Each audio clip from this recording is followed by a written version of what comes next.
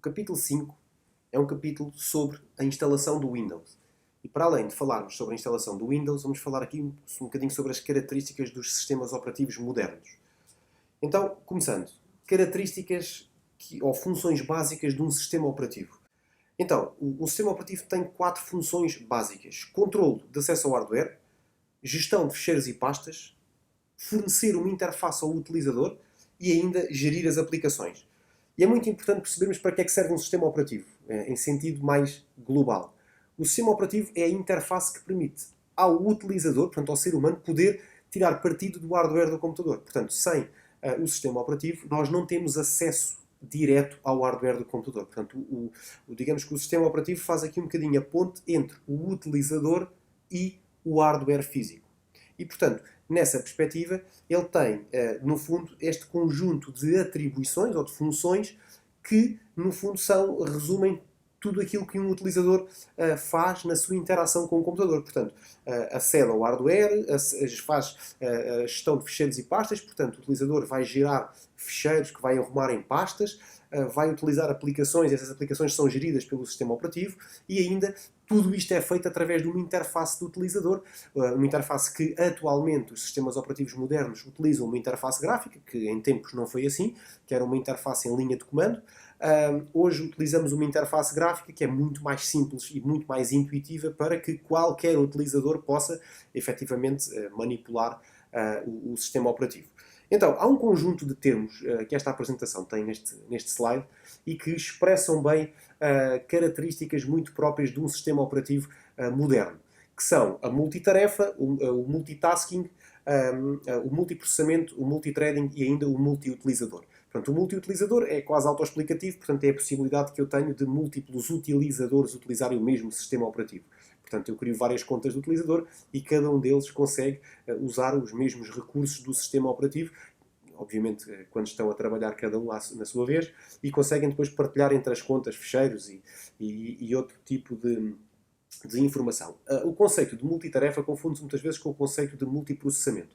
Multitarefa é a capacidade que um computador tem, um sistema operativo tem, neste caso, de poder desempenhar múltiplas tarefas em simultâneo. Ou seja, eu estou a descarregar um ficheiro, ao mesmo tempo que estou a produzir um documento Word, que tenho uma folha de cálculo aberta, que tenho uma apresentação de PowerPoint também aberta, tudo isto baseado num PDF que também está aberto e que eu estou a consultar. E, portanto, este é o conceito de multitarefa. É a possibilidade que um sistema operativo tem de ter múltiplos programas abertos em simultâneo e a funcionar em simultâneo.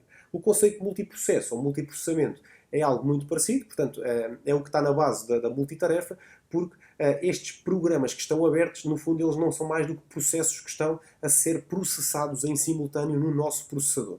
E o multiprocessamento é a capacidade que nós temos atualmente, através de processadores multicore, ou seja, com múltiplos núcleos de processamento, sejam eles, sejam 2, sejam 4, sejam os que forem.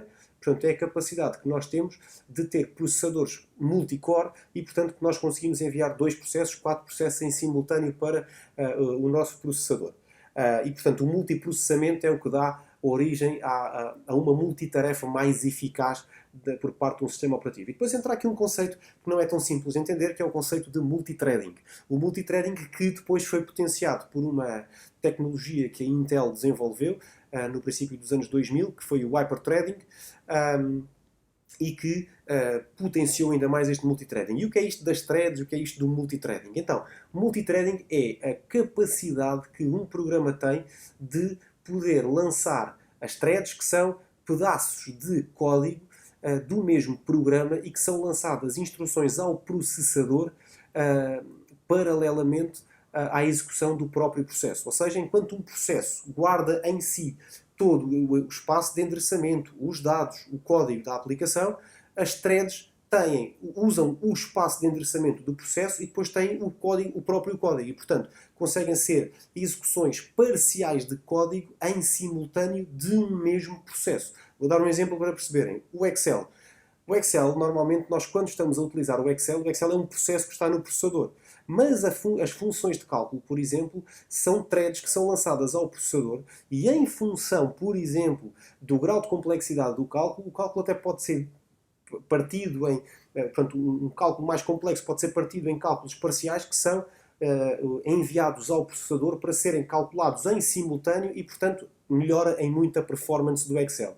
O Excel, neste caso em particular que eu estou a dizer, não é tanto o multithreading, entra já no capítulo do hyperthreading. E o que é isto do hyperthreading? O hyperthreading é esta tecnologia que a Intel desenvolveu e que faz com que o sistema operativo entenda que os seus, por exemplo, 4 núcleos de processamento são duplicados e ficando com o dobro de núcleos de processamento virtuais. Isto é, por exemplo, se vocês tiverem um processador que seja quad-core, ou seja, que tem 4 núcleos, e se vocês estiverem a trabalhar com um processador com o hyperthreading, sendo que o Windows também ele próprio reconhece o hyperthreading e o Excel tira um partido brutal do hyperthreading, vocês, se usarem a combinação de teclas Ctrl-Shift-ESC para chamar a janela do gestor de tarefas, se forem à parte do processador, vocês vão encontrar número de núcleos físicos 4, número de núcleos virtuais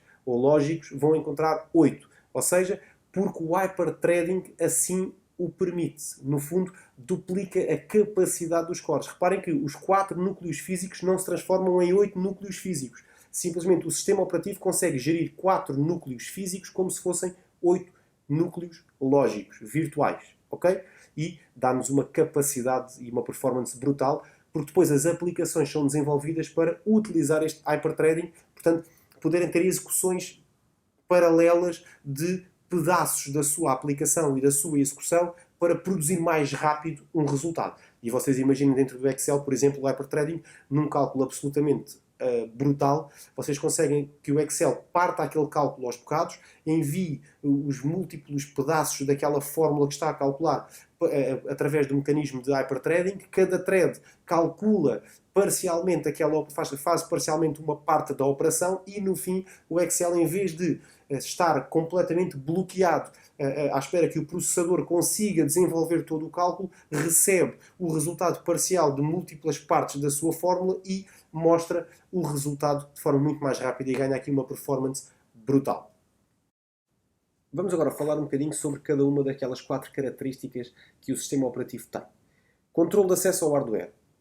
Drivers. Importância dos drivers. O que é que são os drivers? Os drivers, no fundo, não são nada mais, nada menos do que uma forma de uma maneira muito ligeira, de apresentar e detalhar as características que o hardware tem e a forma como ele se usa. Portanto, no fundo, e vamos pensar, por exemplo, numa impressora, o que é que fazem os drivers da impressora? Os drivers da impressora não são nada mais, nada menos do que alguém, uma entidade que apresenta ao sistema operativo aquela impressora e explica ao sistema operativo quais são as características e as funcionalidades daquela impressora e como é que elas se utilizam.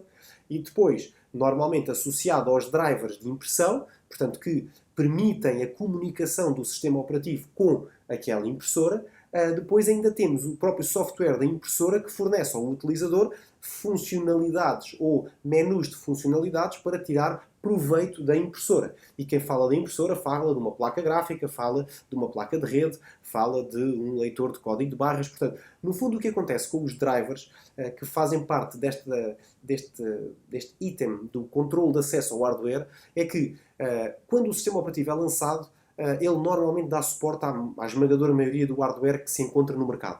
Mas o hardware está em constante desenvolvimento, as impressoras estão em constante desenvolvimento, cada vez aparecem impressoras novas, com novas funcionalidades, ou com as mesmas funcionalidades, mas muito mais eficientes, com muito mais qualidade, as próprias placas de rede, outro tipo de periféricos que vão aparecendo. E o que acontece normalmente é que é impossível a um sistema operativo que foi lançado em 2019 consiga conhecer o hardware que vai ser lançado em 2020, 2021 e a seguir. E, portanto, as empresas que produzem o hardware, por norma, depois criam estes programas que vão ser instalados no sistema operativo e que vão permitir ao sistema operativo conhecer não só o hardware, saber como é que ele funciona, como é que se comunica com ele e depois que funcionalidades é que ele tem e que o utilizador pode tirar proveito. Depois, existe uma outra tecnologia que já vem há muito tempo, que é a tecnologia do plug and play. O plug and play é algo que as novas gerações não dão muito valor, porque já nasceram numa era em que qualquer coisa na informática é só chegar, ligar e está em pleno funcionamento. Mas isto não era assim. Há uns anos atrás, há muitos anos atrás, nós tínhamos um processo relativamente longo e às vezes complicado de fazer a instalação do hardware para que o sistema operativo o conhecesse e por vezes nem sempre o sistema operativo reconhecia assim com tanta facilidade e tinha-se muitas vezes que dar ali algumas voltas para se conseguir chegar lá. Hoje, a maior parte do hardware e a maior parte dos periféricos que nós utilizamos são todos plug and play, ou seja, o sistema operativo está preparado para detectar sempre que algum equipamento novo é inserido numa porta USB ou noutro tipo de portas que o computador possa ter e, portanto, a tecnologia plug and play é basicamente a tecnologia de eu conceber um periférico que vou prepará-lo para, ao chegar ao Windows, ser só ligá-lo e automaticamente ele fica em pleno funcionamento.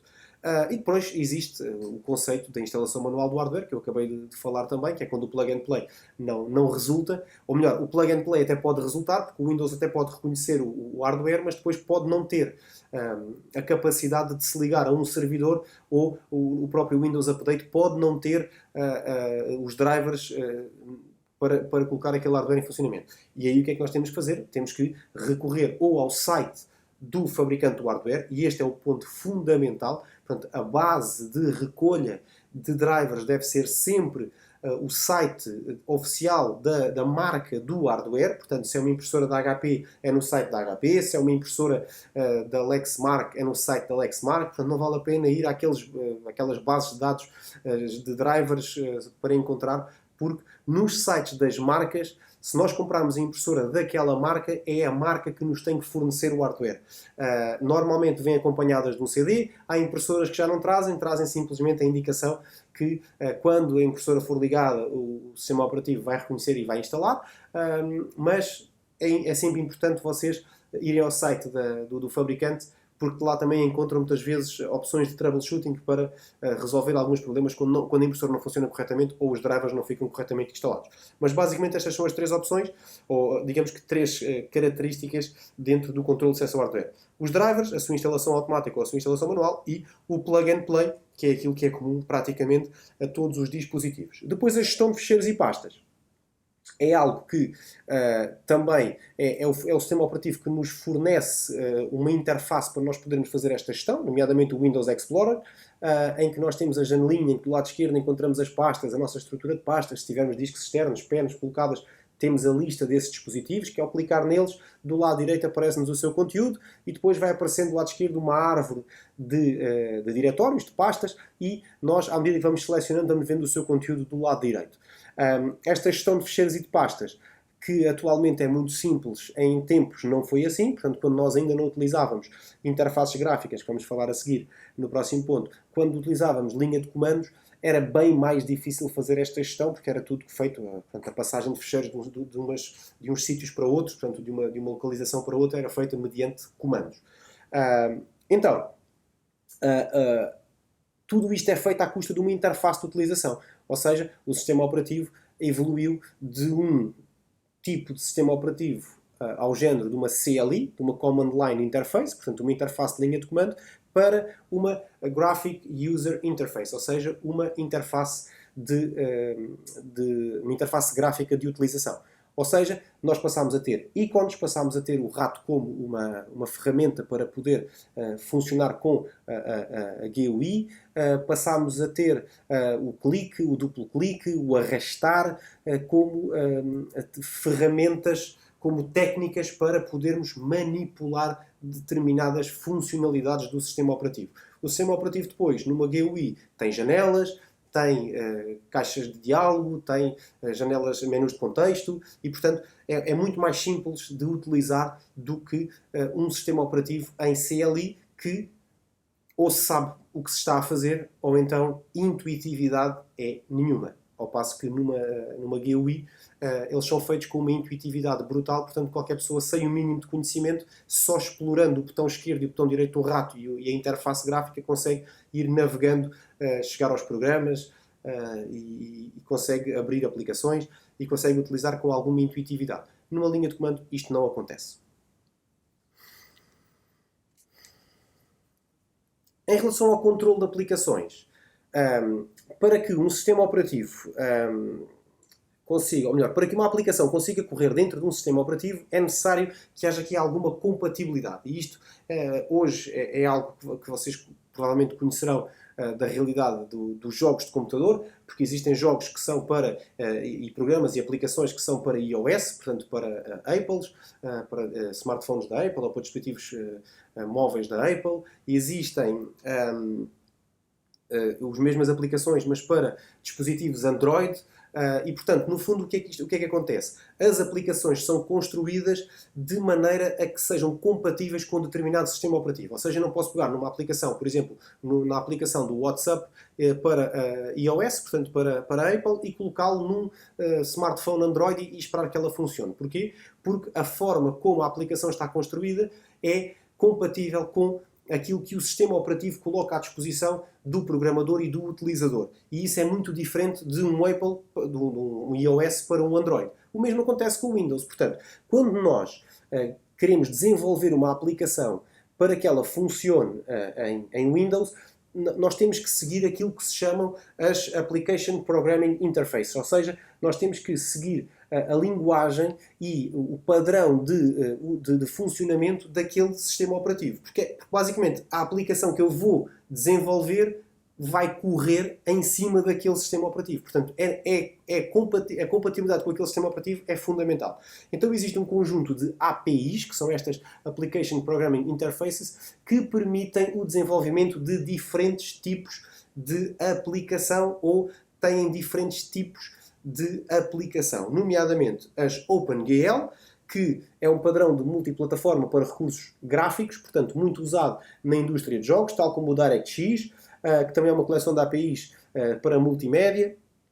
O Windows API é uma API que permite, em novas versões do Windows, que algumas aplicações que usavam versões anteriores do Windows consigam funcionar nas novas versões do Windows, e depois ainda existem as Java APIs, que são ambientes em que as aplicações que são desenvolvidas em Java podem correr dentro dos sistemas operativos, no caso do sistema operativo Windows. Portanto, as APIs são ambientes em que eu consigo que alguns programas depois consigam funcionar dentro do sistema operativo. Em relação à arquitetura do processador, o que é que nós temos? Existem duas arquiteturas fundamentais, que são aquelas que os sistemas operativos também utilizam, 32 bits e 64 bits. Qual é que é a diferença principal em relação a uma e em relação a outra? É que, primeiro, 32 bits funciona a 32 bits, ponto final. Não há a mínima possibilidade de, num sistema operativo, por exemplo, que funcione a 32 bits, eu ter qualquer aplicação que funcione a 64 bits, e tampouco eu consigo criar um suporte para 64 bits. Impossível. Portanto, uma aplicação que funciona a 32 bits, funciona a 32 bits. Ou seja, tem um espaço de endereçamento de 32 bits. E vocês, se quiserem perceber porque é que o Windows a 32 bits tem uma limitação de 4 GB de RAM, podem fazer uma conta muito simples. Vocês sabem que um computador funciona em termos da sua unidade mais básica em binário. E o binário, o número que representa o binário é o 2. Portanto, se vocês fizerem os números, atenção, os valores do binário é o 0 e 1, portanto, são dois valores binários que nós podemos utilizar. Se vocês fizerem 2 levantado a 32, vocês vão obter um número gigantesco que representa os 4 GB de RAM, que dá 4.200 e qualquer coisa milhões, que dá precisamente o espaço de endereçamento que um sistema operativo a 32 bits, portanto que uma arquitetura de processador a 32 bits consegue utilizar, e portanto está limitado a estes 4 GB de memória RAM.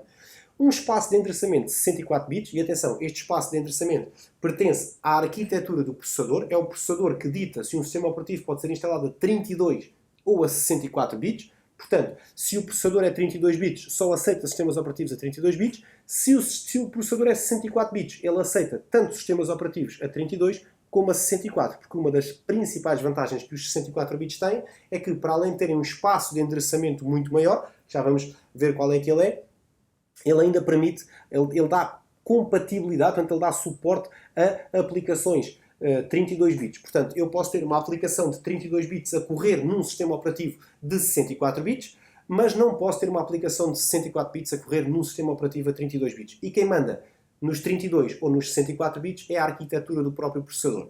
E então, qual é que é a outra vantagem dos 64 bits? É que o espaço de endereçamento, portanto, o espaço que o sistema operativo pode utilizar da memória RAM em simultâneo, sem precisar de fazer gestão do espaço, são 2 levantado a 64, que dá qualquer coisa como 16 exabytes, que é uma quantidade, como eu li no artigo, é virtualmente ilimitado, porque não há capacidade para usar um espaço tão grande. E como tal, ele é virtualmente ilimitado. São 16 exabytes. Portanto, a principal vantagem que nós temos é que numa arquitetura a 32 bits, o sistema operativo não consegue, portanto, o processador não consegue usar mais do que aqueles 4 GB de informação. E se estiver a receber uma quantidade enorme de informação para processar, essa informação pode estar a saltitar entre a memória RAM e o disco rígido, o que vai criar aqui uma latência na leitura, porque a velocidade de acesso aos dados no disco e a sua gravação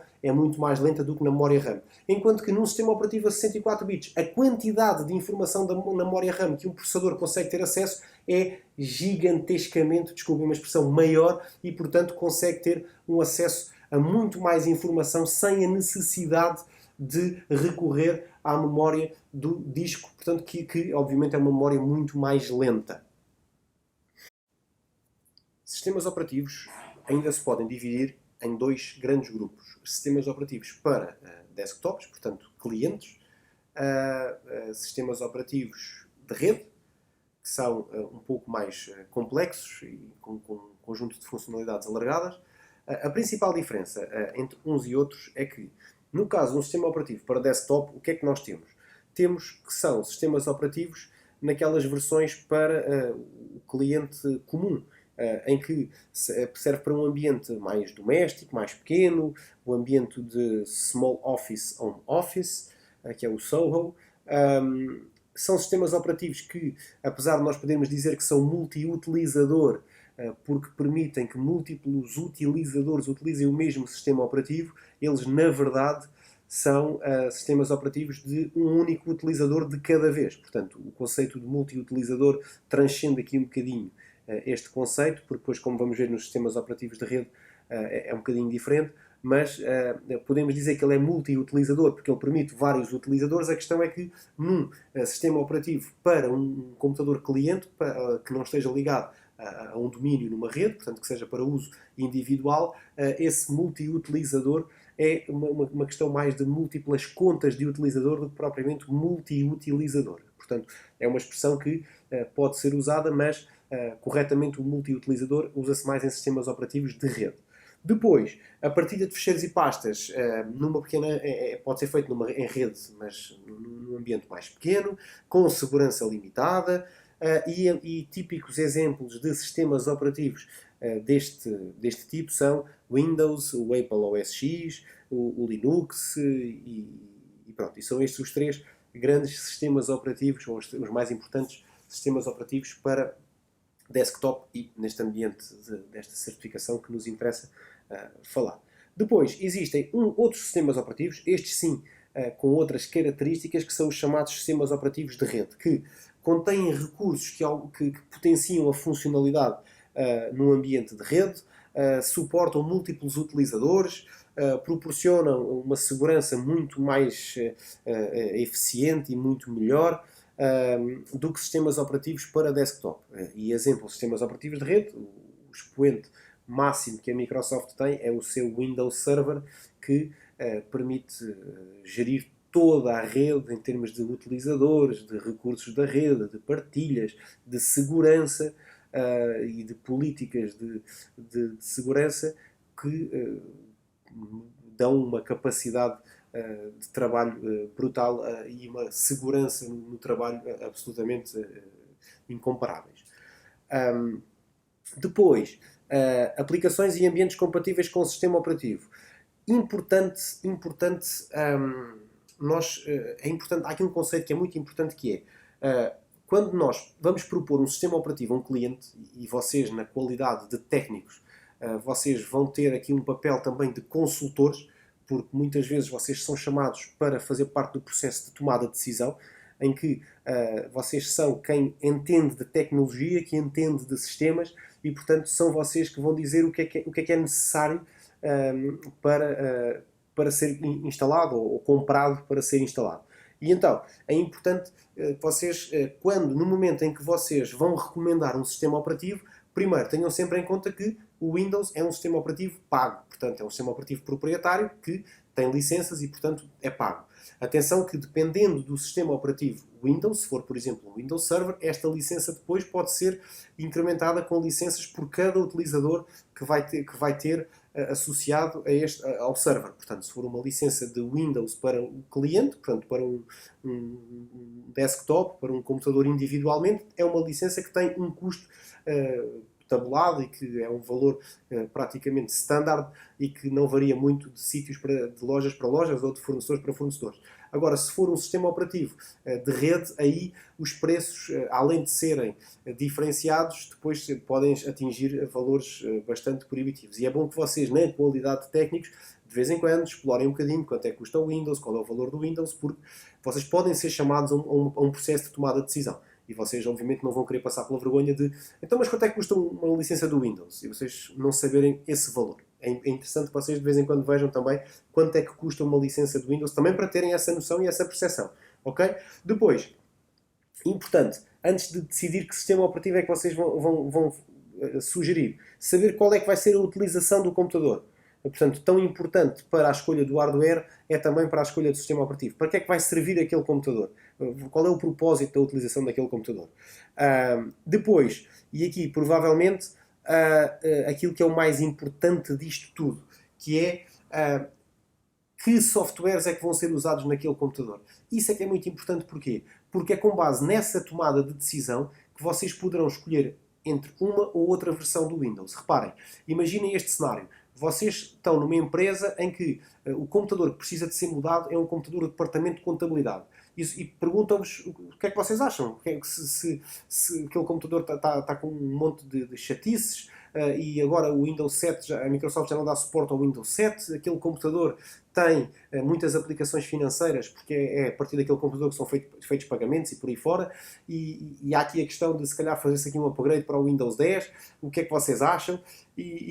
E uma coisa que é muito importante é, mas que aplicações é que são usadas nesse computador? Porque imaginem isto, vocês não sabem, e esquecem-se de fazer esta pergunta, e existem 2 ou 3 aplicações que são usadas para fazer transferências, para fazer consultas ou de movimentos bancários ou movimentos nas aplicações financeiras, e que essas aplicações são muito antigas e só funcionam no máximo até ao Windows 7. Portanto, acima do Windows 7 eles já não estão preparados para funcionar.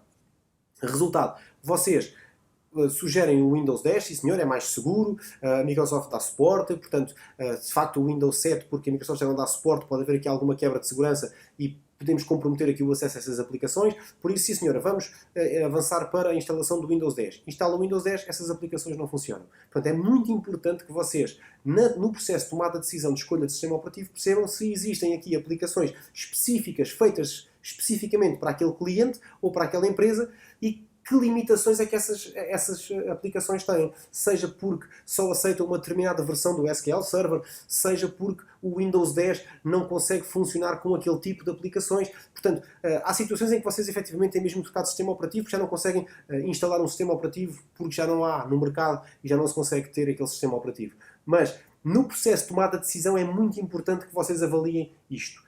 Que aplicações e que limitações é que essas aplicações têm na utilização do sistema operativo? Será que fazer o upgrade do sistema operativo resolve o problema? Sim, mas será que as aplicações continuam a funcionar? E é tudo isto que vocês têm que ter em consideração, que o sistema operativo também ele tem uma certa compatibilidade e incompatibilidade com determinadas aplicações. Ok? Depois, obviamente que num processo de escolha de sistema operativo há uma característica que ou um assunto que vai com certeza circular, que é se há necessidade de comprar um computador novo ou não. E aqui tem a ver essencialmente com os requisitos mínimos que o sistema operativo necessita para funcionar e que provavelmente naquele computador estão muito próximos do limite ou o mínimo que aquele sistema operativo exige, aquele computador não tem. E portanto, se calhar, há necessidade de comprar um computador novo. Depois, em relação aqui aos requisitos mínimos e compatibilidade de hardware, Os requisitos mínimos devem ser atendidos, portanto, deve haver aqui um respeito pelos requisitos mínimos que o sistema operativo necessita para trabalhar, porque senão o que vai acontecer é que a experiência do utilizador vai ser péssima, e quando eu digo péssima, é mesmo péssima.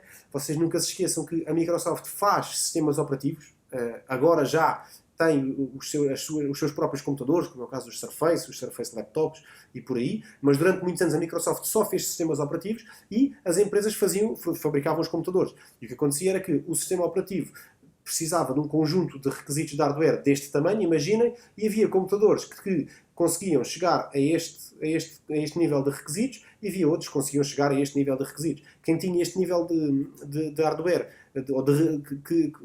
que atendiam aos requisitos, como o Windows só precisava destes, a experiência era brutal em termos de utilização do Windows. Agora, aqueles em que o Windows precisava disto e eles só tinham isto, obviamente que não havia forma de esse utilizador ter uma boa experiência. E, portanto, a Microsoft, como fazia o sistema operativo, lançava os requisitos mínimos e as marcas depois que trabalhassem com o seu hardware ou com a construção dos computadores para atenderem estes requisitos. Portanto, é muito importante que vocês atendam sempre aos requisitos mínimos, mas preferencialmente aos requisitos recomendados. Porque nos recomendados são aqueles que, digamos que, são os mínimos para o funcionamento na perfeição. Portanto, os requisitos mínimos que um sistema operativo tem são os requisitos mais simples e mais baixos de todos para que o sistema operativo consiga funcionar. Não é garantida uma boa experiência de utilização, porque estamos no limite do mínimo que é possível. Nos requisitos recomendados, aí sim, a experiência é total. Claro que nos requisitos ótimos, esses não há qualquer tipo de constrangimento. Portanto, o objetivo dos requisitos ótimos é que não haja qualquer tipo de constrangimento e que, independentemente das definições que eu possa colocar no meu sistema operativo, eu vou ter sempre uma boa experiência. No caso dos requisitos recomendados, eu vou ter uma boa experiência na maior parte ou na esmagadora maioria das funcionalidades do sistema operativo. Nos requisitos mínimos, vou ter o sistema operativo a funcionar. Ponto. Mais do que isto, já é difícil. Depois, algumas aplicações podem ter exigências de hardware específicas. Por exemplo,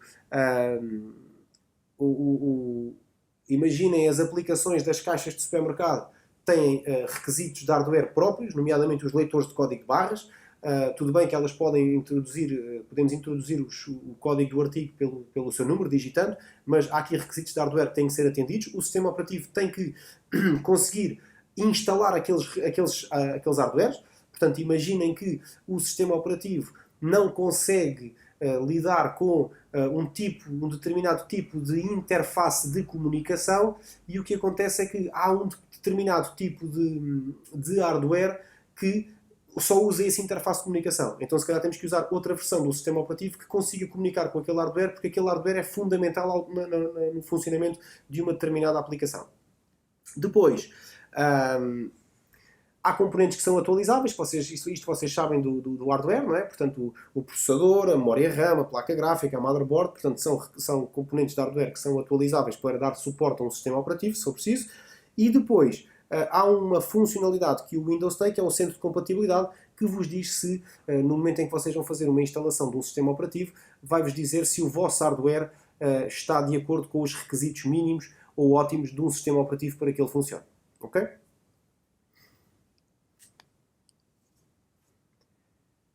Para verificarem a compatibilidade de um sistema operativo. Portanto, quando nós mudamos de sistema operativo, uma nova versão traz sempre melhorias, portanto, traz sempre novas funcionalidades, traz sempre melhor desempenho, traz interfaces gráficas melhoradas, com muito melhor aspecto, e, portanto, é interessante quando surgem novas versões de sistema operativo. Depois há uma corrente dentro do mundo da informática que diz que sempre que é lançado um novo sistema operativo nós não devemos cair na tentação de instalá-lo mal ele sai, porque vem sempre com muitos erros, é perfeitamente natural que isso aconteça.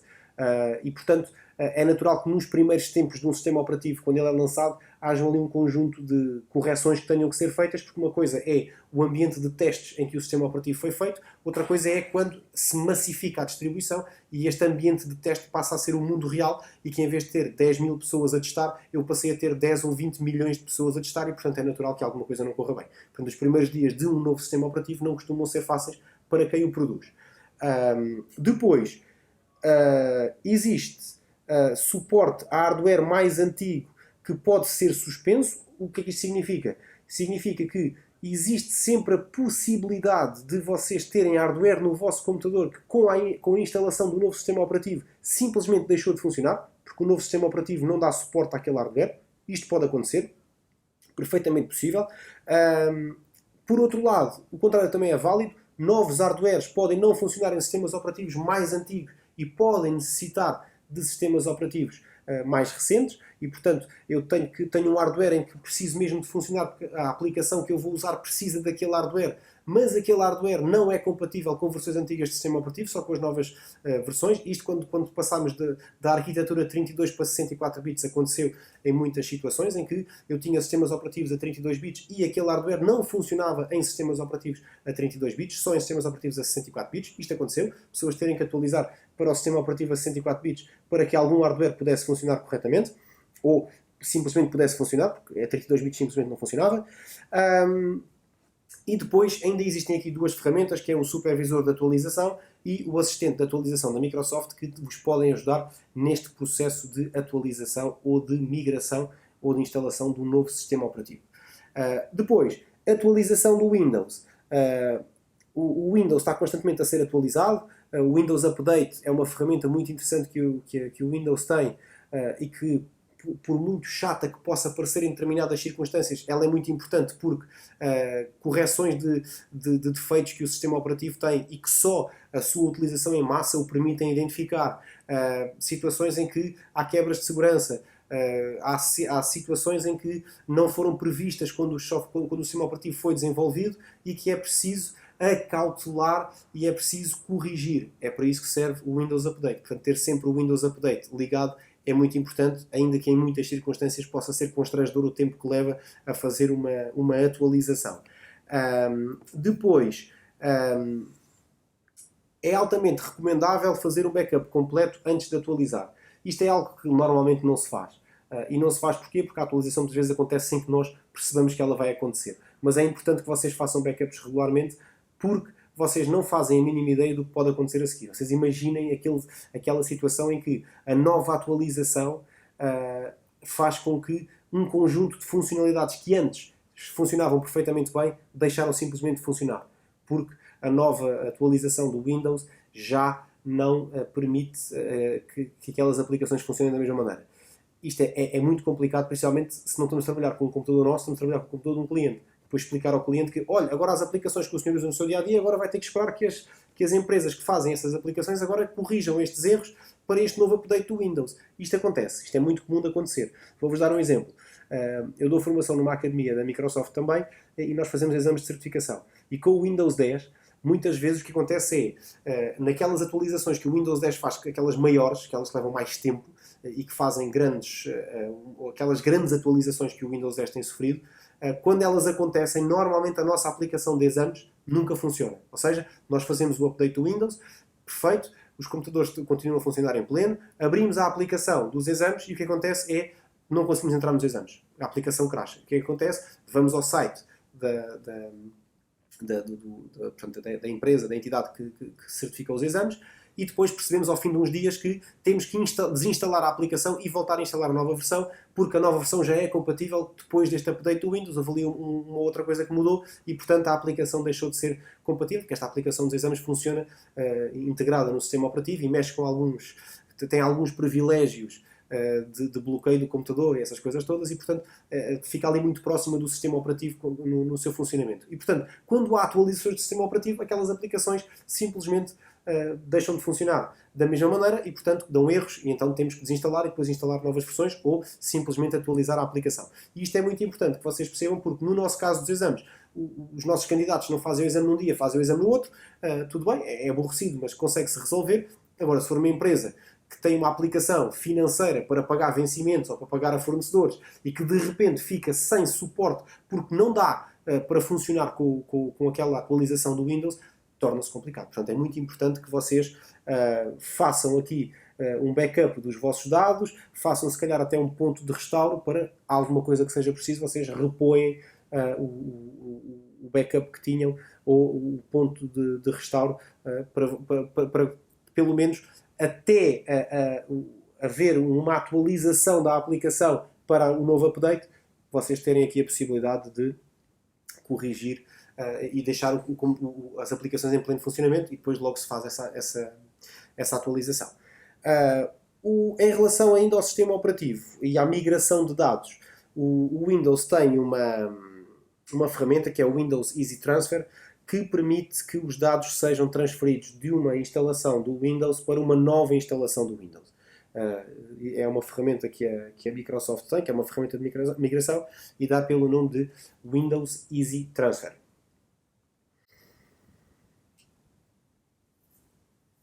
Vamos ver a seguir a instalação do sistema operativo, em que vamos falar um bocadinho sobre algumas condicionantes que nós devemos de conhecer da instalação do sistema operativo e depois vamos ver a instalação em concreto.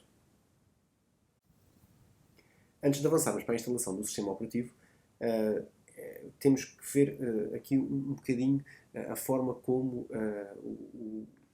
o sistema operativo e o próprio computador vão estar relacionados no sentido em que, quando o computador arranca, portanto, quando a máquina arranca, de que forma é que o sistema operativo é carregado, ou seja, como é que o hardware sabe onde é que está o sistema operativo, em que disco é que ele está, onde é que ele começa e portanto, temos que analisar aqui um conjunto de situações antes de avançarmos para a sua instalação.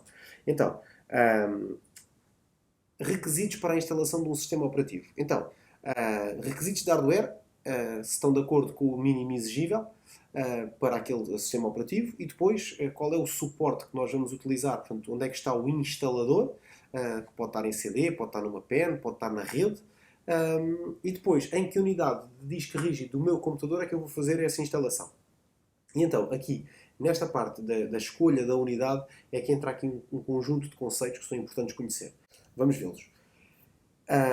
Muito importante sabermos que, no caso dos sistemas operativos, eles podem ser instalados em discos rígidos, portanto HDs, ou então em discos baseados, em unidades baseadas em memórias flash, como é o caso das pens USB, os discos SSD, os SSD HDs, os SD cards, por exemplo, os cartões de memória, dependendo do tipo de sistema operativo. Por exemplo, Linux é muito comum no Raspberry Pi a instalação no SD card. E, portanto, é preciso percebermos que podemos instalar em múltiplos tipos de discos o sistema operativo. Agora, quando nós escolhemos qual é o disco que vamos instalar, seja o disco SSD ou o disco HD, o que é que acontece? Nós podemos particionar o disco. E o que é isto de particionar o disco? Particionar o disco é nada mais nada menos do que dividir um disco físico em discos, em unidades lógicas. Portanto, são divisões lógicas do disco, em que eu consigo ter o meu disco, por exemplo, de 500 GB dividido em 200 para o sistema operativo e para os programas e 300 para os meus ficheiros pessoais ou os meus ficheiros de trabalho. É fundamental um bom particionamento para que um processo de arranque, de boot, seja correto, portanto, seja bem feito ou corra bem. Existem dois padrões de particionamento que vocês têm que conhecer.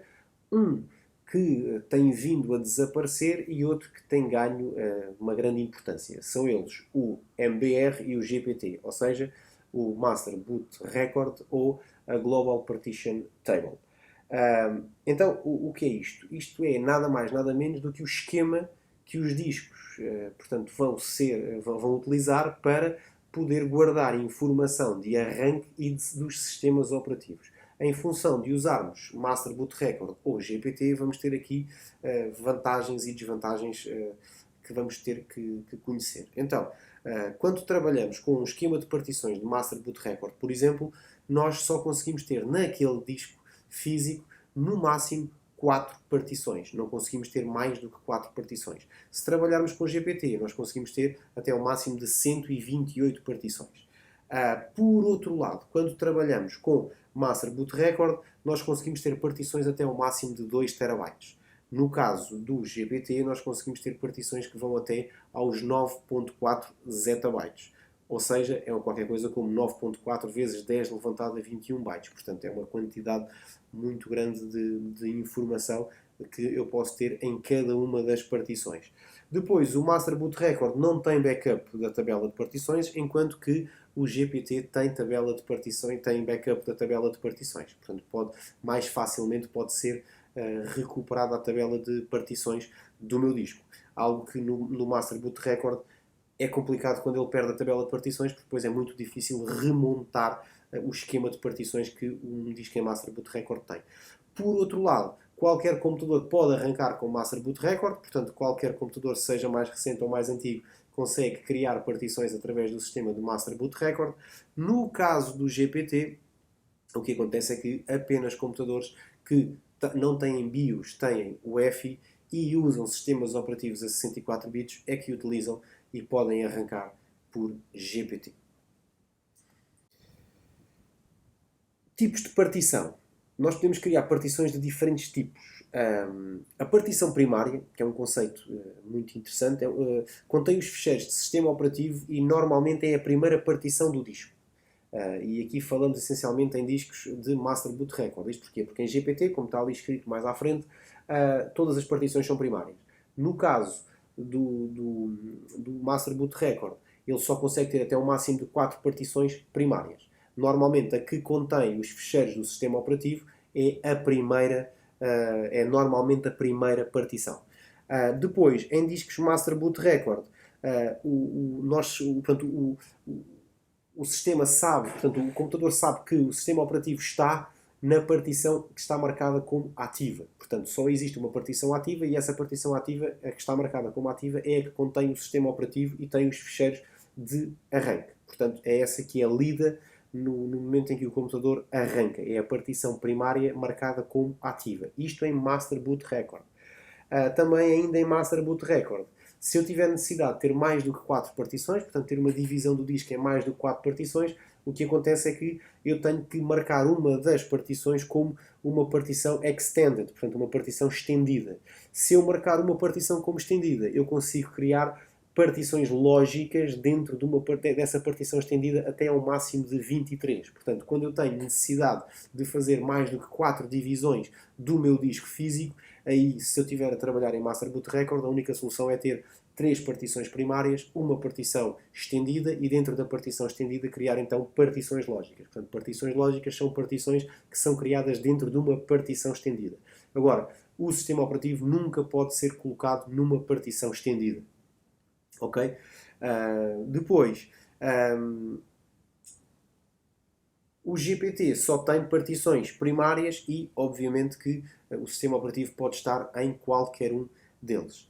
Os discos podem ser de dois tipos. Um disco básico, que é aquele disco que funciona sozinho e que tem a sua divisão em partições, que pode usar o Master Boot Record ou o GPT, em termos de esquema de partições, ou pode ser um disco dinâmico, que é um disco que funciona em conjunto com outros discos, como é o caso, por exemplo, do RAID.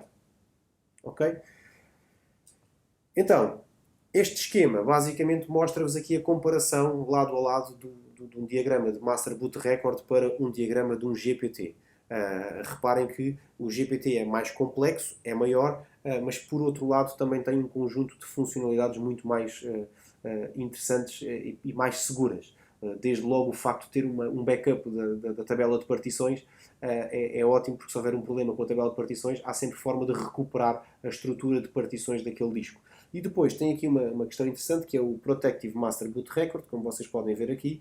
O Protective Master Boot Record é interessante porque permite que num disco com GPT, no caso de trabalharmos com um software de gestão de discos, faz com que esse software de gestão de discos possa ou não consiga substituir um disco GPT por uma estrutura de Master Boot Record, porque este Master Boot Record vai dar essa informação a esse tipo de softwares que este disco não tem, portanto, não pode ser mexido por Master Boot Record, porque ele é um disco GPT. E por isso é que se chama o Protective Master Boot Record. Em relação ao firmware e a forma como este arranque da máquina acontece.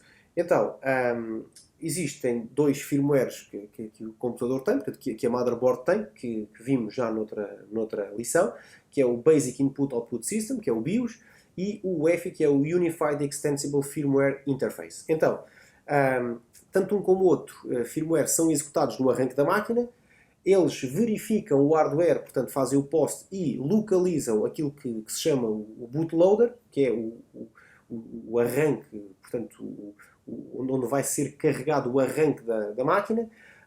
O BIOS procura o bootloader no início do primeiro disco, portanto, na partição marcada, na partição primária marcada como ativa, num setor chamado boot sector. Portanto, ele vai ao boot sector para ir à procura do sistema operativo e o BIOS simplesmente desconhece os sistemas operativos que estão instalados naquela máquina. Simplesmente ele sabe essa informação ou o arranque é feito porque ele vai ler o boot sector onde está essa informação. No caso do UEFI, o UEFI procura o bootloader em qualquer partição, portanto todas as partições são partições primárias e portanto o sistema operativo pode estar instalado em qualquer uma delas, e o UEFI guarda a informação do sistema operativo instalado, portanto do sistema ou dos múltiplos sistemas operativos instalados e a sua localização, portanto para poder arrancar de forma correta o sistema operativo. Agora, quando falamos em instalação de sistema operativo, quando falamos em sistemas operativos e em arranque, nós falamos em ficheiros. E os ficheiros são guardados no disco segundo determinados sistemas de ficheiros. E vamos ver aqui alguns exemplos de sistemas de ficheiros. Portanto, um sistema de ficheiros define a forma como os ficheiros são guardados no disco e, dependendo do sistema de ficheiro, portanto, de ficheiro para ficheiro, o que varia essencialmente são as características dos ficheiros, a forma como os ficheiros são gravados e a forma como os dados conseguem ser acedidos e recuperados. Diferentes sistemas operativos suportam diferentes formatos de ficheiros. Por exemplo, há equipamentos com os quais nós lidamos que usam sistemas de ficheiros que nós habitualmente não conseguimos manipulá-los porque os sistemas operativos que nós usamos nos computadores não conseguem trabalhar com eles. Por exemplo, as consolas de jogos usam sistemas de ficheiros muitas vezes que, se nós tentarmos ler o conteúdo de um CD ou de um DVD de um jogo num computador, não conseguimos aceder porque o computador não conhece aquele formato de ficheiro. Ok? O exemplo que eu conheço melhor, porque lidei com esses ficheiros, são os da Nintendo Wii, a consola antiga da Nintendo, que, por exemplo, trabalhava com ficheiros WBFS. E se vocês tentassem pegar num ficheiro de um jogo em WBFS, o vosso Windows simplesmente não reconhecia aquele formato, portanto, aquele formato de disco. Portanto, se vocês tivessem, imaginem, uma situação em que vocês têm um disco rígido ligado à vossa Wii, em que têm jogos em ISO que permitem jogar por USB e não pelo CD, se vocês tentarem ligar esse disco rígido ao vosso computador, vai dar aquela mensagem que a unidade do sistema não é reconhecido, e se vocês querem formatar para um formato que o Windows conheça, que é o caso do NTFS ou o FAT32, e, portanto, nessa perspectiva, esse é um exemplo de quando um sistema operativo desconhece um sistema de ficheiros. Portanto, ao desconhecer o sistema de ficheiros, para o Windows é como se aquele disco não estivesse formatado corretamente e, portanto, sugere que nós possamos formatá-lo. Então vamos olhar aqui um bocadinho para essas características. Portanto, isto vai muito para além destas características que aqui estão, mas é só para vocês terem uma ideia da diferença dos formatos dos tipos dos sistemas de ficheiros. Então, o FAT32 significa File Allocation Table, permite partições até ao máximo de 2 TB, foi usado no Windows XP e nos sucessores do Windows XP, já vamos ver até onde, e o tamanho máximo por ficheiro, portanto, no sistema de ficheiros FAT32, vocês não conseguem ter ficheiros maiores do que 4 GB menos 2 bytes. Portanto, se vocês pensarem que depois do Windows XP apareceram os filmes em DVD, em Blu-ray Disc, em que nós, por exemplo, para termos uma imagem do conteúdo do DVD, se fosse de um filme, fosse do software, que nós fizéssemos um backup do conteúdo do CD para um fecheiro de imagem, se o DVD tem uma capacidade de 4.7 GB, eu não consegui no sistema de fecheiros FAT32 fazer uma cópia integral do DVD, porque ele só permitia fecheiros até ao máximo de 4 GB menos 2 bytes. Depois, o sistema de ficheiros que foi desenvolvido a partir do Windows Vista foi o New Technology File System, que, em teoria, uma unidade pode ir até aos 16 exabytes. Os ficheiros podem ir até aos 16 exabytes. E pronto, era aqui deu aqui digamos, uma evolução muito grande em relação ao FAT32, principalmente no tamanho por ficheiro. Depois também existe também um sistema de ficheiros que é o exFAT. O exFAT é conhecido como o FAT64, portanto é conhecido como uma evolução do FAT32 e que permite ficheiros, por exemplo, até 16 exabytes. E depois, a partir do Windows Server 2012 e depois no Windows 8.1 e para a frente, apareceu um novo sistema de ficheiros, que é o Resilient File System, que permite um tamanho de unidade até ao máximo de 1 YB, que são 2 levantado a 80 bytes, eu nem consigo escrever aqui este número, e os ficheiros também conseguem ir até aos 16 exabytes, que são 2 levantado a 64 bytes. E portanto ele apareceu a partir do Windows Server 2012 e depois foi utilizado a partir do Windows 8. Portanto, no fundo, não significa isto que o Windows 8 e o Windows 10 sejam instalados em sistema de ficheiros Resilient File System, mas significa que eles estão preparados para trabalhar com este sistema de ficheiros. Conhecem este formato, portanto, este sistema de ficheiros e conseguem trabalhar com ele e tirar até um bom proveito deste sistema de ficheiros. Ora bem, resumo final para a escolha e para a instalação do sistema operativo. Em termos de hardware, compatibilidade do hardware atual, se dá ou não dá para trabalhar com o novo sistema operativo que eu vou instalar, se há necessidade de um upgrade do hardware e se há necessidade da compra de um equipamento novo, porque por vezes o upgrade do hardware é quase tão caro como fazermos aqui a compra de um computador novo. Depois, em termos de software, a diferença entre aplicações off-the-shelf ou à medida, isto é o quê? Aquilo que nós também vimos. Se quando eu for instalar este sistema operativo, se o computador se quem vai usar este computador vai ter necessidade de utilização de software padrão, portanto aquele software off-the-shelf, que estão nas prateleiras, que é um software comum, por exemplo o Office é um típico software off-the-shelf, que é daqueles softwares que são feitos e é igual para todos, está à venda e qualquer pessoa compra, traz para casa e instala, e é igual. Portanto, não é feita à medida de nenhuma empresa ou de nenhum computador em específico, e depois há aplicações feitas à medida, que são aquelas que as empresas pagam a outras empresas ou a programadores para desenvolverem, e essas sim são feitas para a necessidade real da empresa e para a realidade que a empresa tem.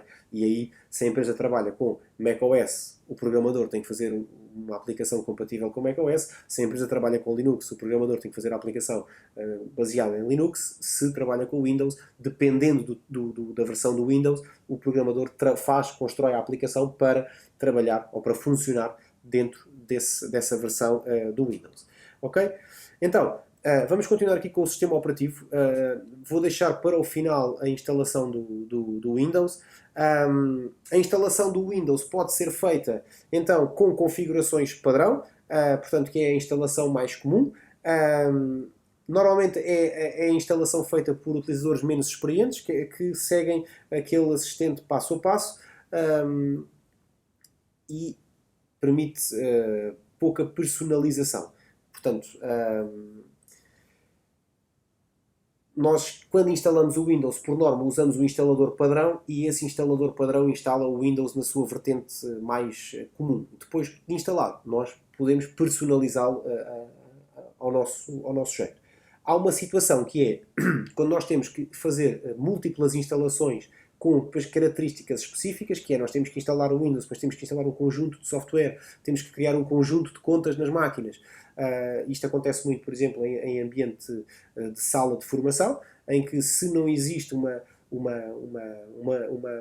infraestrutura cliente-servidor, se existe uma infraestrutura ponto a ponto, em que cada máquina é individual em relação às restantes, aí o que nós fazemos usamos outros métodos, que vamos ver um pouco mais à frente, de cópia ou clonagem dos discos, para não estarmos a instalar 20 vezes o Windows, a instalar 20 vezes o Office, a criar 20 vezes as contas, a mudar o ambiente de trabalho 20 vezes. Portanto, nós preparamos uma máquina e depois fazemos a clonagem, mas vamos ver mais à frente como é que isso funciona. Depois, a criação de contas de utilizador permite que vários utilizadores partilhem o mesmo computador. Isto é interessante na perspectiva de cada um tem o seu, tem os seus ficheiros, tem os seus programas, e portanto há programas que podem ser instalados para que todos possam utilizar, mas também posso escolher que só aquela conta do utilizador é que usa aqueles programas. Quando criamos contas do utilizador dentro do Windows, não nos podemos esquecer que temos 3 níveis de permissão nas contas. As contas de administrador, que têm permissão total. As contas do utilizador padrão, que são contas limitadas, mas com alguma liberdade de ação dentro do nosso computador. E depois temos as contas de convidado. Temos a conta de convidado, podemos criar contas do tipo convidado, criar contas e associá-las ao grupo convidado. E são contas altamente limitadas que nem a data e hora do sistema conseguem alterar. Depois, a finalização da instalação. Há duas coisas que nós temos que ter muita atenção quando terminamos a instalação do Windows, que é, primeiro, o Windows Update, correr o Windows Update, verificar se há atualizações, porque é perfeitamente natural que se nós temos um fecheiro de instalação do Windows que já tem algum tempo, é natural que já existam algumas atualizações e, portanto, acabamos de instalar o Windows, vamos já correr, portanto, o Windows Update para ver se há alguma atualização que tenha sido lançada e fica logo instalada. E depois disso devemos de usar o gestor de dispositivos para perceber se todo o hardware ficou instalado, se todo o hardware está corretamente instalado, portanto, se os drivers do hardware estão todos instalados e corretamente instalados. Se algum não estiver, identificar o hardware e descarregar o software sempre do site da marca que fornece aquele hardware e descarregar o hardware oficial, o driver oficial. Depois, clonagem de disco, outros métodos de instalação, nomeadamente instalação pela rede. Existem diferentes formas de nós podermos instalar o sistema operativo. A clonagem de discos é um ótimo exemplo para solucionar aquele problema que eu estava a dar há pouco. Em muitas circunstâncias, o que nós temos são redes cliente-servidor, em que há um servidor e o servidor tem os clientes todos lá instalados ou lá configurados e, no fundo, nas salas de formação, o que nós temos são computadores clientes daquele servidor. Portanto, nós fazemos login na máquina local, mas estamos a fazer login no servidor. E, portanto, as configurações, os softwares são todos definidos e configurados centralmente no servidor para que as máquinas possam colocar à disposição do utilizador esses softwares. Acontece é que em muitas circunstâncias nós não temos a possibilidade de ter uma rede cliente-servidor, uma arquitetura cliente-servidor, temos uma arquitetura ponto a ponto, em que cada computador é individual. E o que é que acontece? Nós numa sala de formação temos 20 computadores, 10 computadores, 15 computadores, não interessa.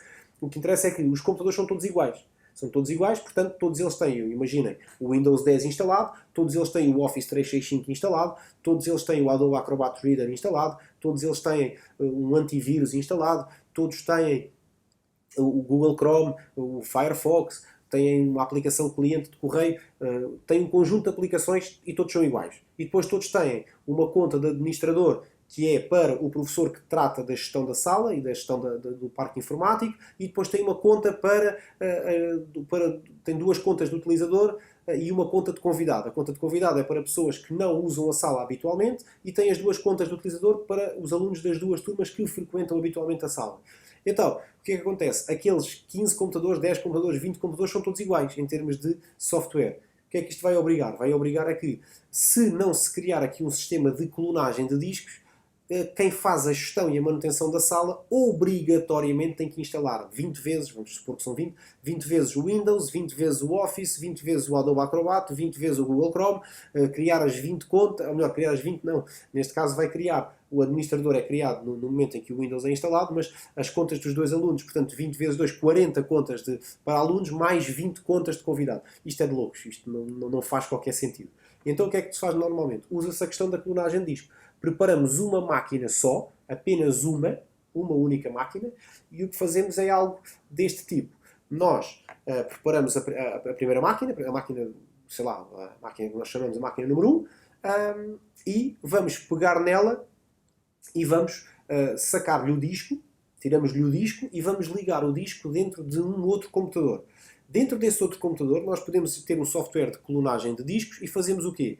Geramos uma imagem daquele disco para dentro do nosso disco, do nosso computador que vai fazer a clonagem. A partir daí, desligamos o computador, retiramos este disco, voltamos a colocá-lo no seu computador, aquele computador está pronto a ser usado, e depois abrimos os outros 19 computadores, trazemos os discos rígidos para o pé de nós e, à vez, vamos colocando o disco, ligar o computador que tem a imagem do disco original, ligamos com este disco que nós queremos, para onde queremos clonar o outro, instalado, e depois pegamos naquela imagem do disco e passamos-la para dentro do disco rígido do computador número 2.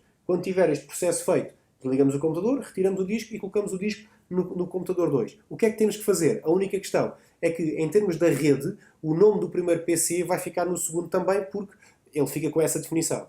A única coisa que temos que mudar depois é mudar o nome do PC para que ele, na rede, fique com um identificador diferente. E então o que fazemos basicamente é isto. Em vez de fazermos 20 instalações de cada software e do sistema operativo, fazemos um único, preparamos, depois fazemos uma imagem daquele disco e depois repomos aquela imagem nos múltiplos discos que nós vamos ter dos múltiplos computadores, ok? Temos um bocadinho mais de trabalho no sentido físico, em que temos que abrir os computadores e tirar os discos, mas por outro lado poupa-nos muito tempo, porque ainda que vocês pensem que o processo é mais rápido do que a instalação do Windows, do Office, mas vamos colocar aqui como variável que vocês, para instalarem o Windows, o Office e as aplicações todas, precisavam de 1 hora para cada computador.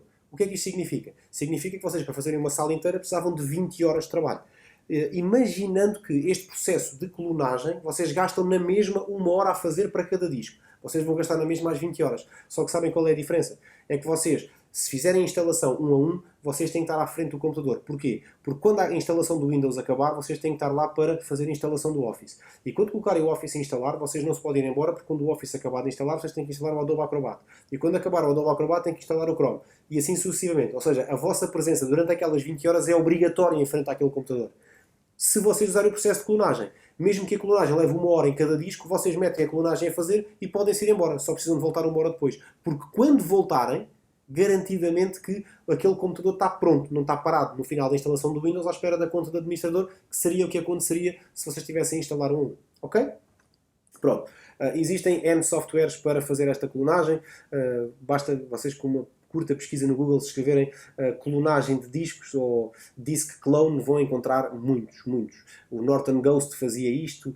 Eu cheguei a usar o Norton Ghost durante muito tempo e há muitos softwares que fazem isto. Depois há outros métodos de instalação do Windows que estão aqui descritos neste slide, como é o caso de as opções de inicialização avançada do Windows, a atualização do PC que o Windows 8.1 tem, por exemplo, o restauro do sistema também permite reinstalar o sistema operativo, atualizações, reparações da instalação remota pela rede, ter a partição de recuperação. Muitos dos portáteis que nós temos têm a partição de recuperação que nós podemos usar com uma combinação de teclas, podemos chamá-la e podemos reinstalar o sistema operativo. Podemos fazer a instalação da rede se nós tivermos uma rede com uma infraestrutura preparada para isto, em que eu posso ter a instalação do sistema operativo. Portanto, quando há um problema com o computador, eu posso repor aquela questão da imagem que eu vos disse, que tiramos o disco e colocamos no disco onde está a imagem. Nós podemos fazer este repor da imagem pela rede, é perfeitamente possível. Isto faz-se também utilizando uns softwares, é muito comum, e aqui faz com que vocês nem sequer tenham que ir a uma sala física para fazer a instalação do sistema operativo. Imaginem, vocês quando prepararam, imaginem um corredor da vossa escola que tem 5 salas de informática, sala 1 até à sala 5. Portanto, o que acontece é que vocês, quando instalaram os PCs da sala 1, guardaram a imagem dos PCs da sala 1, criaram a imagem dos PCs da sala 2, sala 3, sala 4, sala 5. O que é que vocês fazem? Há alguém que vos reporta que a sala 4 precisa de ser formatada, porque os PCs estão todos uma porcaria, estão todos muito lentos, porque estão cheios de software e blá blá blá blá blá. Ok? O que é que vocês fazem? Remotamente vocês conseguem instalar o sistema operativo, ou então vão à sala e não precisam sequer desligar os discos, acedem, arrancam pela rede e vão buscar a imagem e repõem a imagem nos computadores. Ok? Depois, restauro de fábrica e recuperação. Acabámos de ver, falámos ainda agora. Portanto, uma combinação de teclas no arranque da máquina permite chamar uma pequena aplicação de arranque que nos permite fazer um restauro. Este restauro pode ser um restauro apenas do Windows, ele reinstala o Windows e os vossos fecheiros ficam como estão. Pode ser um restauro de fábrica, em que ele vai repor o computador exatamente para o momento em que vocês o compraram. Portanto, é como se vocês tivessem acabado de comprar, vão ter que pôr o vosso nome, configurar as cores do Windows e aquelas coisas todas, e fica reposto tal e qual como se o tivessem acabado de comprar novamente. Depois, existem ainda opções de recuperação do sistema, que são opções que são usadas para recuperar após uma falha. O Windows 8.1 Tem, por exemplo, a opção de inicialização avançada, em que vocês depois têm um conjunto de funcionalidades que permitem ao Windows verificar a integridade dos ficheiros do arranque, os ficheiros críticos do sistema e repô-los se for caso disso. No caso do Windows Vista e do Windows 7 existe a opção de recuperação do sistema e depois a situação mais comum foi aquela que falámos há pouco, que é quando o sistema está efetivamente em baixo e não há nada a fazer, repomos para as definições de fábrica e é como se tivéssemos acabado de comprar o computador. O Windows, portanto, o arranque da máquina para o Windows é feita com a execução do POST, que é feito no firmware da motherboard, seja ele o BIOS ou o UEFI. Depois é localizado o sistema operativo através do Master Boot Record ou do GPT e é carregado o sistema operativo para a memória e arranca então o sistema operativo. O gestor do início do Windows são programas que permitem ao Windows ser carregado para a memória e quem tem acesso a eles ou quem os lança para a memória para eles serem utilizados é o BIOS ou o UEFI. Depois, quando o Windows arranca, o Windows pode arrancar em diversos modos e permitem, por exemplo, em alguns deles, corrigir alguns erros que possam existir. Portanto, existe o modo normal do Windows, que é ele que nós conhecemos. Depois há o modo de segurança com rede, modo de segurança com prompt de comando e última configuração correta. Muita atenção que estes modos de arranque, muitas vezes quando nós tropeçamos neles, é porque alguma coisa não está bem, porque o Windows não foi encerrado corretamente, porque houve algum erro no arranque. Primeira questão que vocês devem ter sempre é a última configuração correta. Portanto, se a última vez que o PC arrancou, ele não conseguiu arrancar e deu algum erro, e se a última vez que ele tinha arrancado bem, vamos à última configuração correta e, em princípio, a situação fica resolvida. Se não ficar resolvido, podemos sempre entrar em modo de segurança. Modo de segurança com rede é um modo de segurança, mas com suporte à rede, e o modo de segurança com prompt de comando é entrar em modo de segurança, mas em modo de linha de comando. O que é isto do modo de segurança? O modo de segurança basicamente é um modo em que nada é carregado para além do essencial do sistema operativo. Portanto, situações em que vocês instalaram um driver e o driver fez com que vocês deixassem de ter imagem no monitor porque o driver rebentou completamente com a configuração da placa gráfica e vocês precisam de reverter aquele driver, vocês não conseguem revertê-lo de forma direta porque vocês não têm acesso ao computador, no sentido em que ele está em funcionamento, mas vocês não veem a imagem porque o driver fez com que a placa gráfica não conseguisse gerar as imagens para serem mostradas no monitor. Resultado, vocês têm que arranjar a maneira de reverter isto. Se arrancarem em modo de segurança, os drivers não são carregados. Portanto, são carregados só os drivers genéricos. E vocês podem entrar em modo de segurança, por exemplo, e desinstalar esse driver que está a impossibilitar o arranque da máquina. Ok? Pronto. Este é o objetivo do modo de segurança. O modo de segurança, como não traz os drivers, as placas de rede normalmente vêm desabilitadas no modo de segurança, por isso há um modo de segurança com rede, em que os drivers da placa de rede são carregados, e depois há o modo de segurança com prompt de linha de comando, em que ele vai buscar a linha de comando, porque há efetivamente tarefas que podem ser executadas na linha de comando e nós não precisamos de carregar a interface gráfica porque basta-nos a linha de comando. Depois, há um conceito que vocês também devem conhecer, que é o conceito do registro Windows. O registro Windows guarda todas as definições que o Windows tem, aquelas que estão disponíveis e ainda outras que vocês podem configurá-las manualmente através do registro Windows. Tem uma particularidade e é muito importante que vocês percebam isto. É de extremo cuidado o trabalho com o registro do Windows. Vocês, se não sabem o que estão a fazer, não lhe mexam. Porque ali, qualquer coisa que vocês façam errada no sistema, portanto, no registro Windows, provavelmente o sistema operativo pode efetivamente deixar de funcionar. Multiboot. O que é o multiboot? O multiboot é um processo que nós podemos instalar mais do que um sistema operativo no nosso computador. E é o Boot Manager que gera as várias versões do Windows que nós temos instaladas num só computador ou dos múltiplos sistemas operativos que temos instalado no computador. Em relação a isto, é perfeitamente possível termos sistemas operativos, múltiplas versões do Windows instaladas no mesmo computador, o Windows 8, o Windows 7, o Windows 10. Agora há uma questão que é, vocês também podem ter sistemas operativos diferentes, Linux e Windows. No caso, fica só este conselho. Se vocês precisarem de instalar um dual boot entre Linux e Windows, não é mais conveniente ou é mais eficiente instalarem primeiro o Linux na primeira partição e o Windows na segunda partição do que instalarem o Windows na primeira partição e o Linux na segunda partição. Isto tem uma razão.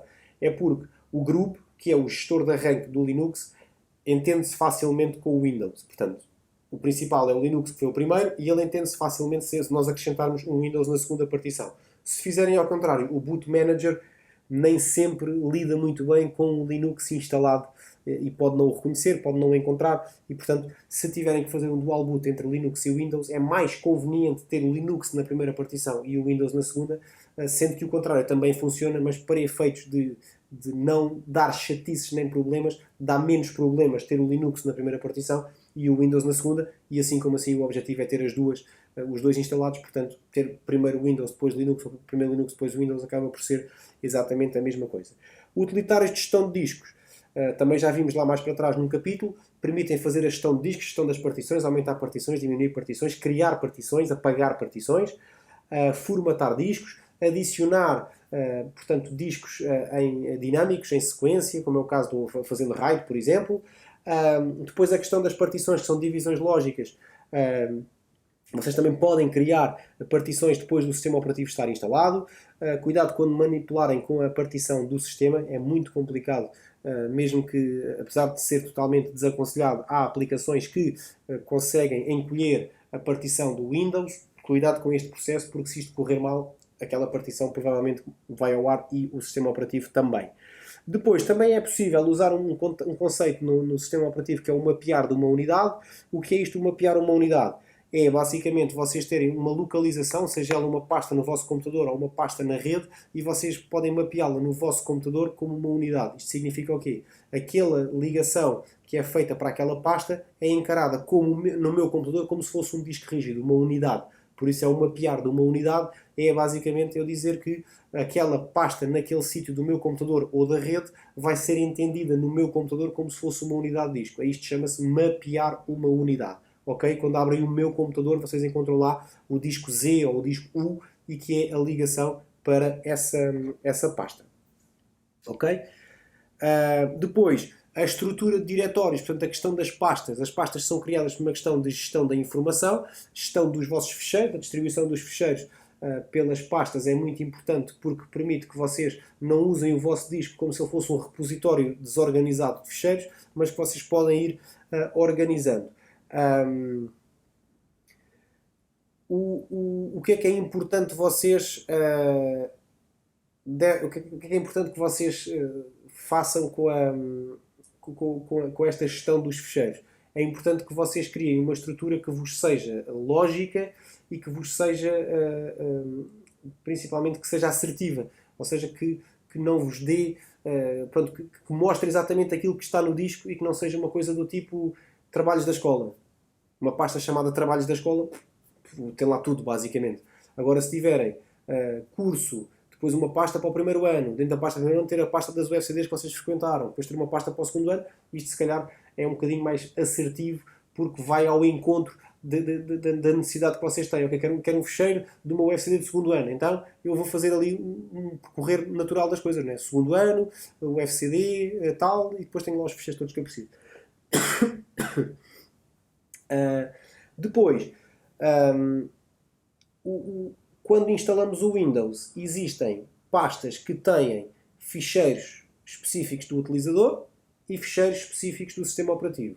A pasta do Windows, dentro da pasta do Windows há um conjunto de pastas que não convém que se aventurem a mexer, porque são pastas do próprio sistema operativo e muitas das funcionalidades que nós utilizamos são funcionalidades que estão guardadas naqueles ficheiros dessa pasta. Depois existem ficheiros do utilizador, como é o caso dos meus documentos, as minhas imagens, tudo isso são localizações pré-definidas que, se vocês quiserem mudar, podem mudar, inclusive para um dispositivo de armazenamento externo, se o vosso disco for pequeno, e é perfeitamente configurável e personalizável.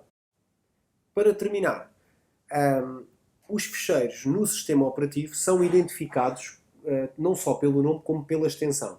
O que é a extensão? A extensão é um conjunto de 2, 3 ou 4 caracteres no final do nome do ficheiro que estão separados do nome por um ponto final. Ou seja, por exemplo, word.exe ou winword.exe, que é o nome do ficheiro executável do Word, por exemplo.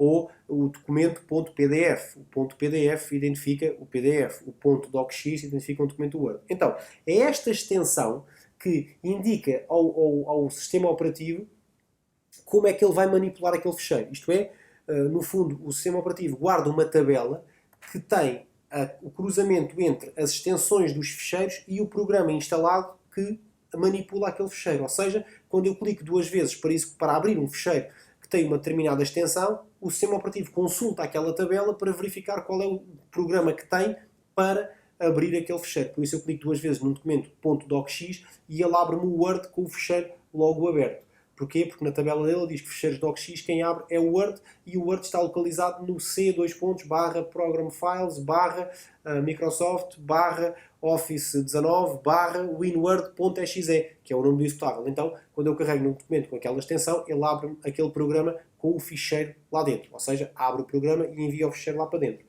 Portanto, e esta tabela é atualizada cada vez que nós instalamos um programa novo. Por exemplo, se vocês instalarem um programa para ver vídeos no vosso computador, esse programa provavelmente vai conseguir ler mais do que um tipo de ficheiro. O que é que vai acontecer? Quando o programa for instalado, um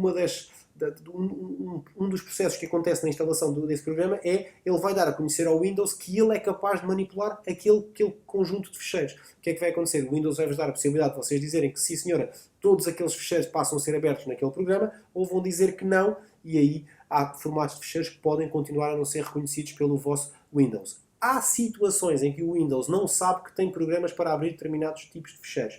Aí vocês manualmente têm que o dizer. Vou dar um exemplo simples. Vocês têm um PDF.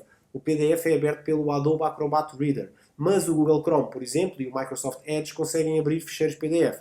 Se vocês não tiverem um software de PDF instalado, o Windows vai assumir o Edge como o programa pré-definido para PDFs. Porque o próprio Windows, como o Edge é da Microsoft também, ele sabe e está preparado para que ficheiros PDF possam ser mostrados no Edge. O que é que acontece a seguir? Se vocês quiserem que o ficheiro seja aberto, por exemplo, no Google Chrome, basta fazer botão direito, abrir com, e escolhem um novo programa. E se picarem a opção abrir sempre com este tipo de ficheiros com este programa, a partir daí, naquela tabela que eu falei há pouco, passa a ficar registado que ficheiros PDF abrem com o Google Chrome e o Google Chrome situa-se no C:/blá blá blá blá blá blá. Ok? Então, portanto, o formato de ficheiro ensina ou mostra ao sistema operativo que tipo de ficheiro é que ele é. Depois ainda, os ficheiros também têm atributos, são eles ficheiros de leitura, portanto, propriedades de leitura, portanto, em que os ficheiros podem ser lidos, arquivados, são ficheiros de sistema ou são ficheiros ocultos. Os ficheiros ocultos são aqueles ficheiros que não são visíveis, ficheiros de sistema são aqueles que são propriedade do próprio sistema operativo e nós não conseguimos de maneira nenhuma desinstalá-los, e depois os ficheiros para leitura conseguem ser abertos e conseguem ser lidos, e os ficheiros arquivados têm propriedades próprias que não permitem ser, por exemplo, alterados. Por fim, as propriedades de aplicações, ficheiros ou pastas. Existem propriedades dos ficheiros, portanto, os ficheiros têm propriedades próprias, assim passa a redundância, que não só identificam o ficheiro, como permitem, inclusivamente, dependendo do tipo de ficheiro, vocês poderem modificar a forma como o ficheiro abre, a forma como o Windows manipula o ficheiro, inclusivamente mexer com características do próprio ficheiro para o momento em que ele é carregado. Por exemplo, ficheiros executáveis são ficheiros de programas. São ficheiros que lançam programas no Windows. E, por exemplo, nas propriedades de um ficheiro executável, vocês podem escolher que aquele programa pode ser aberto em modo de compatibilidade com uma versão anterior do Windows. Ou seja, o Windows vai abrir, mas com retrocompatibilidade para aquele ficheiro. Por exemplo, num documento Word, vocês as propriedades que podem ver é propriedades relativas ao próprio documento, como é o caso do autor, o título do documento, qual é a palavra-chave associada ao documento, qual é o estado do documento. Portanto, tudo isso são propriedades que o ficheiro tem. E vocês acedem a essas propriedades através do botão direito do rato e escolhendo a opção Propriedades. Então, posto isto, espero que tenham aprendido aqui um bocadinho mais sobre sistemas operativos, que acredito que vocês já conhecessem bastante de sistemas operativos, já que vocês são de curso de informática e, portanto, instalação de sistemas operativos penso que seja uma coisa perfeitamente banal para vocês. De qualquer forma, depois do final desta apresentação, vocês vão ter agora um bocado um vídeo com a instalação do Windows 10 numa máquina virtual. E esta lição fica por aqui. Espero que tenham aprendido qualquer coisa, ou tenham pelo menos reciclado aqui algum conhecimento que pudessem já ter. Agora, já sabem, têm 48 horas para fazer o exame deste capítulo. Boa sorte, bom trabalho e bom estudo. Vou mostrar agora como é que se faz a instalação do Windows 10. Vou utilizar um software para a virtualização que é o Oracle VirtualBox. E vou começar por criar uma máquina virtual. Vou dar um nome a esta máquina virtual.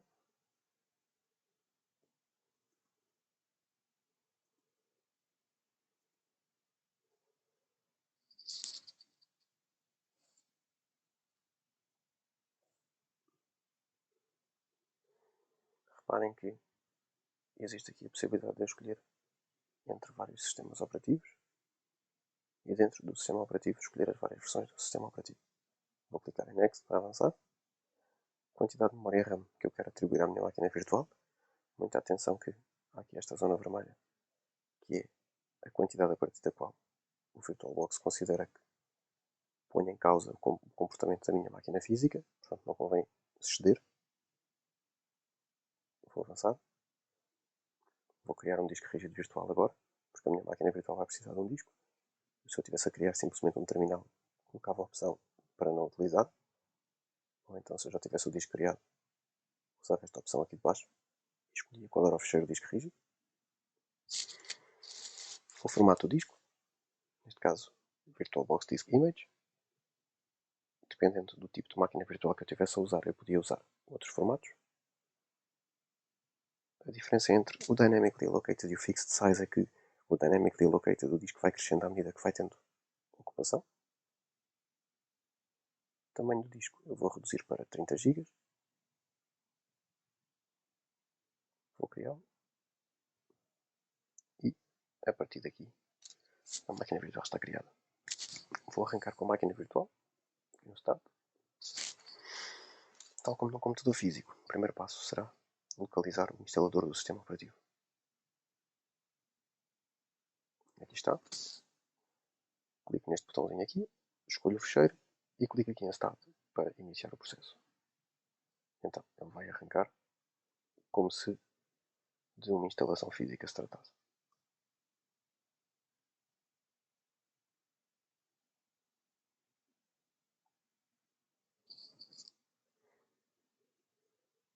Primeiro passo, escolha do idioma. Vou só mudar aqui a visualização. Okay. Para ser mais fácil. Okay. Primeiro passo, escolha do idioma. Neste caso, português de Portugal para todos. Seguinte, se eu quisesse reparar o computador, tinha aqui esta opção. Como eu quero fazer uma instalação nova, vou clicar aqui em instalar.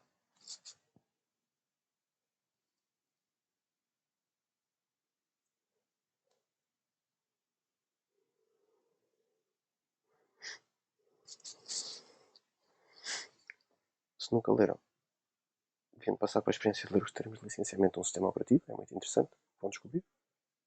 Temos que aceitar, avançamos. Se já temos um sistema operativo instalado e estamos a fazer um upgrade para este sistema operativo, usamos a opção atualizar o Windows, mantendo os fecheiros, as definições e as aplicações, portanto simplesmente atualizamos o sistema operativo. Neste caso, como é uma nova instalação, vamos personalizar para podermos escolher todas as definições em termos de criação de partições. Então, é aqui que nós escolhemos a criação de partições. Portanto, se eu não quiser criar partições, basta clicar em seguinte. Se eu quisesse criar partições para subdividir o meu disco, clicava aqui em novo e escolhia o tamanho dessas partições. Eu vou avançar, porque eu não quero criar partições.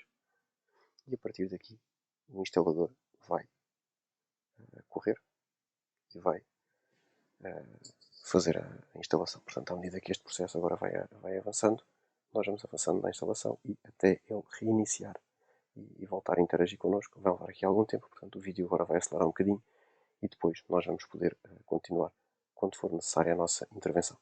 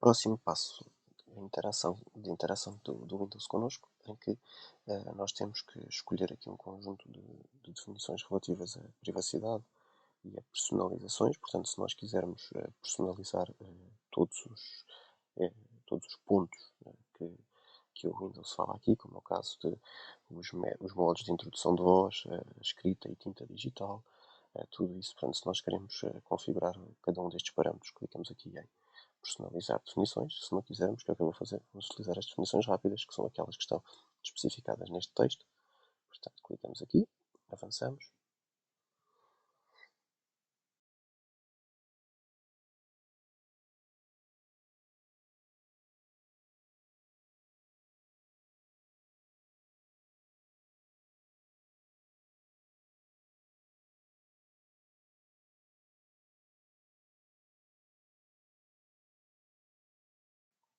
Neste passo, o Windows pergunta a quem pertence o computador, portanto, o nível de utilização que ele vai ter, se ele vai ser propriedade de uma empresa ou de uma escola, portanto, que vai ter aqui uma forma de configuração dos utilizadores baseada no servidor, no domínio, ou se é para um uso particular e individual, que é o caso, eu vou colocar aqui que é meu e vou avançar.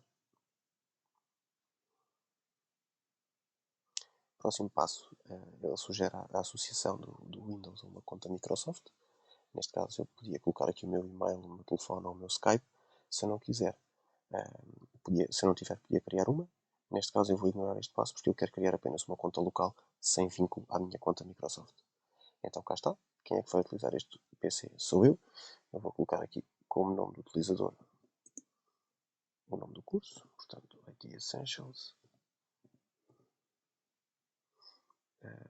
Tenho que colocar uma palavra passe para o tornar seguro. Posso tentar avançar sem criar a palavra passe.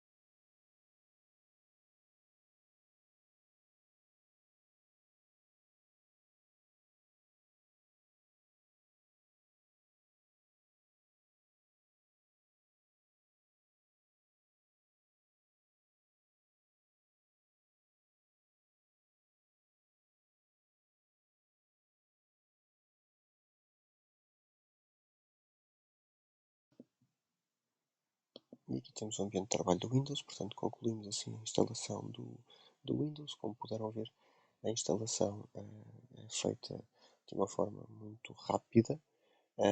E basicamente o que nós temos neste momento é que neste meu computador físico eu tenho uma máquina virtual, digamos que um computador virtual, que usa recursos da minha máquina física para funcionar de forma perfeitamente independente. Um exemplo de utilização de uma máquina virtual.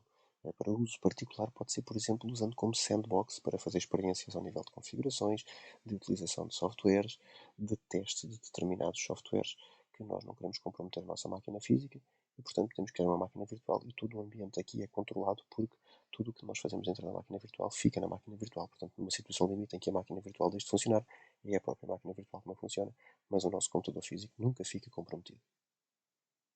E como podem ver, a instalação dá-nos o acesso a todos os recursos do Windows como se tratasse de uma instalação física.